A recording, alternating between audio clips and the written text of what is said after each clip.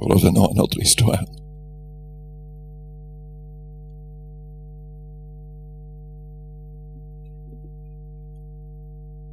La crucifixion a causé des souffrances terribles pour le Seigneur. Il y avait la couronne d'épines. Il y avait la flagellation.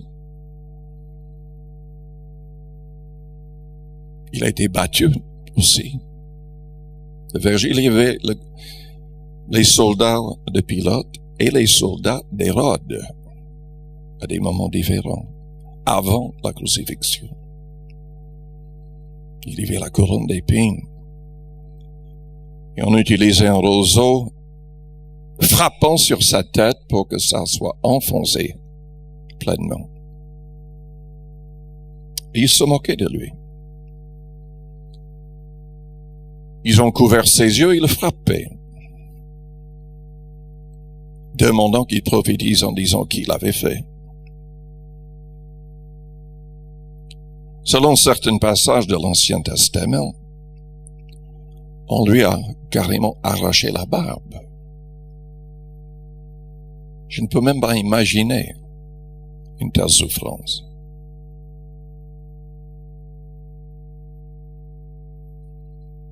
Et je ne vais pas essayer de vous décrire les souffrances de la croix. Honnêtement, je ne peux pas imaginer.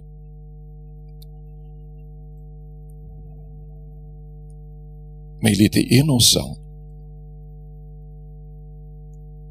Il était le Fils de Dieu, le Créateur de l'univers. Et il a accepté tout ça pour vous et pour moi.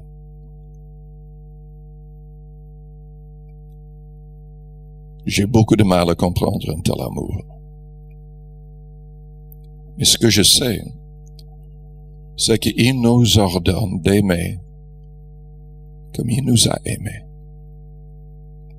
Il nous ordonne de pardonner ou nous ne serons pas pardonnés. Il nous appelle à prier pour le pire de nos ennemis, de leur faire du bien.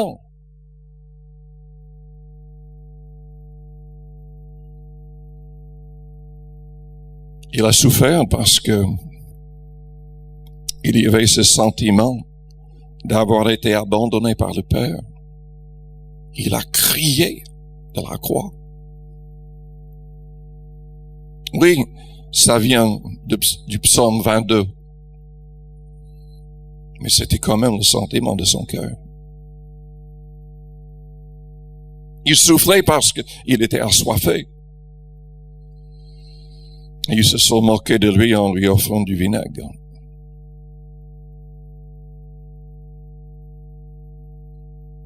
Et que pouvons-nous dire de son cœur? Brisé.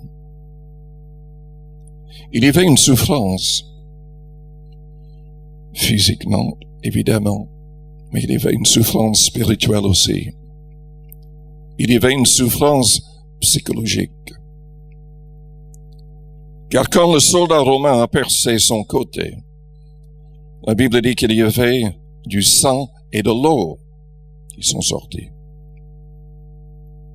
Selon les médecins, la seule chose qui peut produire un tel effet, c'est que son cœur était enveloppé comme avec un sac d'eau.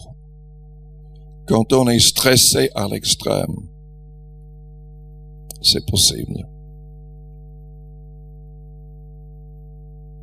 Il portait le poids de notre honte. Il est devenu péché pour nous. Le péché a été condamné en lui.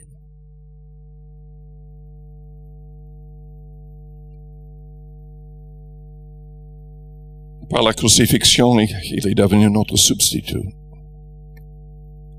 Est-ce que nous comprenons pleinement cela? Il a été condamné à notre place. Nous sommes les coupables. Nous sommes les injustes. Nous sommes les pécheurs méritant la mort. La Bible dit que le cœur de l'homme est méchant et tortueux. La Bible dit que nos imaginations se penchent continuellement vers le mal.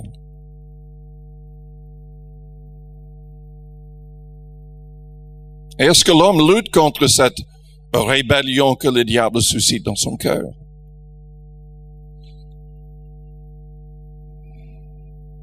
Partout. Peut-être pas autant maintenant, mais dans le passé, on voyait écrit sur les murs, ni Dieu, ni maître. Et pourtant, ils ont un maître, sans le savoir. Il s'appelle le diable. Quand on est rebelle contre Dieu, on sert l'ennemi de Dieu.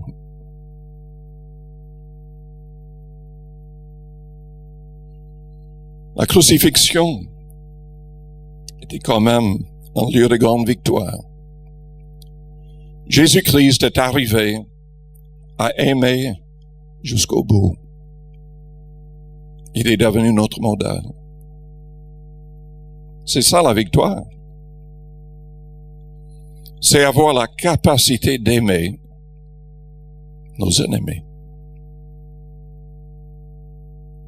De la croix, il a prié, Père, pardonne-leur, car ils ne savent ce qu'ils font. Il n'a pas utilisé sa parole puissante pour les anéantir. Il a prié pour qu'ils comprennent, pour qu'ils soient sauvés.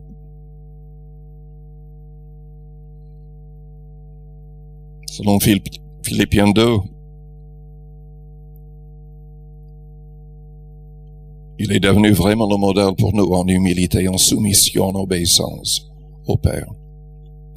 C'est la raison pour laquelle il a le nom qui est au-dessus de tout autre nom. C'est lui le Seigneur. Et un jour, le monde entier va l'acclamer de gré de force. Tout genou fléchira, toute langue confessera qu'il est Seigneur. Alléluia. Jésus-Christ a détruit le pouvoir du diable sur la croix. Dans Genèse 3:15, Dieu avait dit qu'il écraserait la tête du serpent. Il a fait. Il a pris les clés de la mort et du séjour des morts. Il a remporté la victoire. Et ce soir, nous avons un évangile à annoncer. Un évangile qui signifie bonne nouvelle, contrasté avec la mauvaise nouvelle. Est-ce que vous la comprenez? C'est une nouvelle horrible. Tous les hommes, sans exception, sont condamnés. Sans Christ, il n'y a pas une seule personne sur terre qui ira au ciel.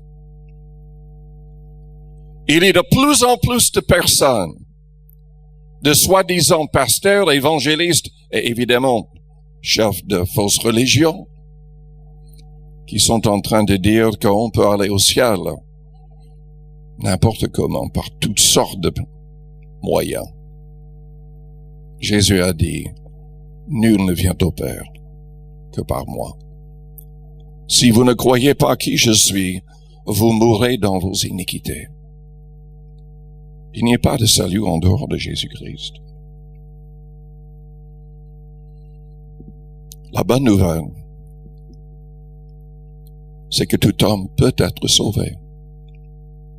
Tout homme. Peu importe ses crimes, ses péchés, ses iniquités, ses rébellions, tout homme peut être sauvé s'il veut se repentir. Tout homme peut être délivré du pouvoir du péché, des habitudes mauvaises. Tout homme peut être délivré de n'importe quel démon.